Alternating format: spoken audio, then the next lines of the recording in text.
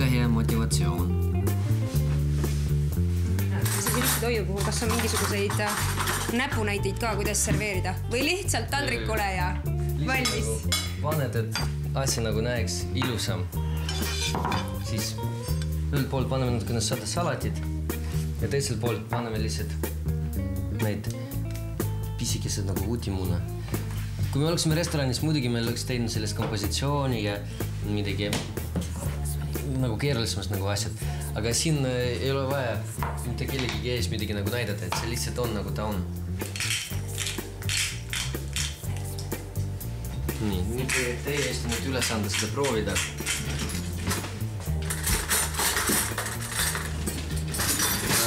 Munade juurde ma annan teile luusikad, sest kahvlidega te neid ei saa võtta.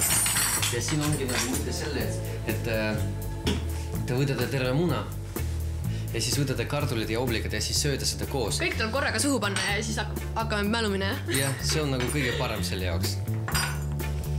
Et järjekord on kõigepealt muna, siis kartul. Muna tuleb rusikaga võtta, jah? Just. Ennem ammustada katki ei tohi suus või? Et no sa võid ammustada lihtsalt, et see, kui sa võtad kahvliga, siis kunakolna voolab välja.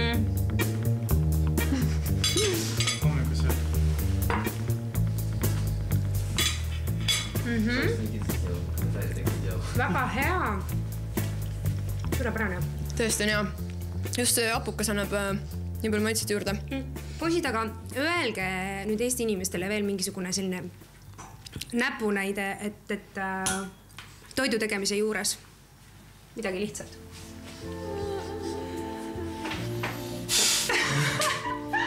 Targe kartke, proovige, vaadake meie portaali. Eksperimenteerige rohkem, et see ei ole nagu nii raske, et kui üks kord ei tule välja, siis teine kord nagu ikka tuleb. Ja meie ümber on palju asjad, mida me veel ei oska kasutada. Üks on endast nagu oblikas või lilli, muud nagu asjad. Eks me proovime neid teile nagu rohkem nagu avastama ja avastame ise neid enda jaoks. Eestis on nii palju häid asju, mida kasutada, mida üldse kasutage, et ma tean, mina võilile mett teinud näiteks, et see on väga hea. Jah. Aga aitäh teile. Aitäh, väga hea oli. Ines, räägi mulle, kuidas sulle castingul Silja meelde jäi? Silja oli erakordselt särav. See oli esimene asi, mida me kõik märkasime. Ta astus tuppa ja ta täitis toa päikesega. Ta oli erakordselt ilus, mis on telemaastikul ka väga oluline kindlasti. Et need on esimesed asjad, mis mulle meelde tulevad.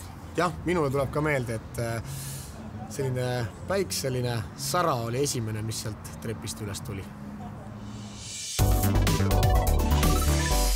Head televaatajad, meie järgmised 2 kandidaati on teie ees juba nädala aja pärast. Kõigi 10 kandidaadiga saate te aga tutvuda leheküljel weekend.ee. Kõikide kandidaatidega tehtud lood on üleval meie enda kodulehel teler.tv. Nii et käige meie suurepärasel kodulehel ja andke ka meile teada, kes võiks meie tiimiga kõige paremini sobida.